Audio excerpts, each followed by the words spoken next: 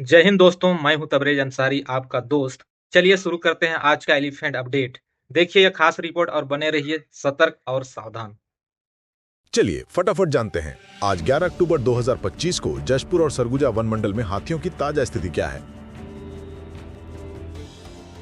Jashpur one मंडल update. फिलहाल जशपुर जिले में 4 हाथियों का विचरण दर्ज किया गया है। हाल ही में तपकारा वन परिक्षेत्र के हाथीबेट से जो 13 हाथियों का दल लेलुंगा वन परिक्षेत्र में गया था, वो अब पुनः लेलुंगा और तपकारा बॉर्डर क्षेत्र में विचरण कर रहा है। ये दल किसी भी दिशा में आगे बढ़ सकता है। वहीं दूसरी ओर झारखंड राज्य से होकर दुलबुला के रास्ते 3 हाथियों का एक छोटा दल कुनकुरी वन परिक्षेत्र में दाखिल हुआ है। ये दल फिलहाल कुनकुरी के बंदरचुआ जंगलों में सक्रिय है।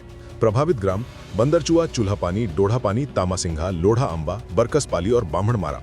वन विभाग की टीम ग्रामीणों को सतर्क कर रही है, क्योंकि ये दल अक्सर रात के समय पानी और फसल वाले इलाकों की ओर बढ़ जाता है। लोगों से अपील की गई है कि अंधेरा होते ही खेतों या जंगल के रास्तों से परहेज करें। सरगुजा वन मंडल अपडेट। इस समय सरगुजा वन मंडल में कुल 57 हाथियों का दल अलग अलग क्षेत्रों में विचरण कर रहा है। अंबिकापुर परसा क्षेत्र, यहाँ 25 हाथियों का बड़ा दल 8 अक्टूबर की रात सूरजपुर वन मंडल से आकर अब परसा के जंगलों में घूम रहा है।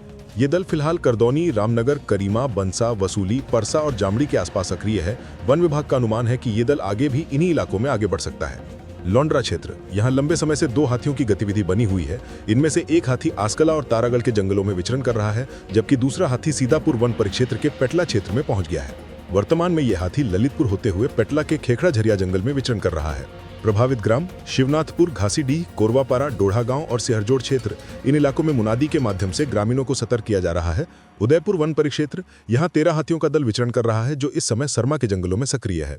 प्रभावित ग्राम तेंदुटिकरा, शनिवरा, सरमा, चकेटी, बासेन, पेंडरखी, परोगिया, पहाड़ कोरवा और जराहडी। वन विभाग के अनुसार हाथियों की यह गतिविधि आगे भी जारी रहने की संभावना है। आसपास के ग्रामीण सतर्क रहें। मैनपाट वन परिक्षेत्र, यहाँ 17 हाथियों का दल सक्रिय है।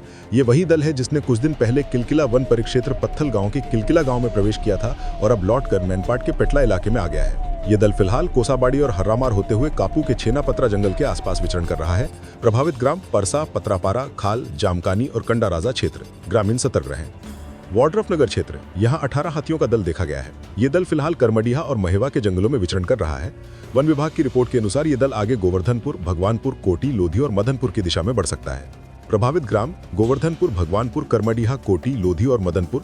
ग्रामीणों को विशेष रूप से सतर्क रहने की सलाह दी गई है, क्योंकि ये दल पिछले कुछ दिनों से आबादी वाले इलाकों के पास दिखा गया है। सावधानी संदेश। सभी प्रभावित क्षेत्रों के ग्रामीणों से अपील है कि रात में खेतों या जंगल के रास्तों से न जाएं, बच्चों और मवेशियों को अकेला बाहर न छोड़ें और किसी भी नई हाथी गतिविधि की सूचना तुरंत वन विभाग को दें।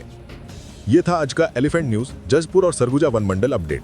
कल फिर मिलेंगे नए मूवमेंट और नई जानकारी के साथ। तब तक सतर्क रहें, सुरक्षित रहें और याद रखें, जंगल की हर चाल मायने रखती है।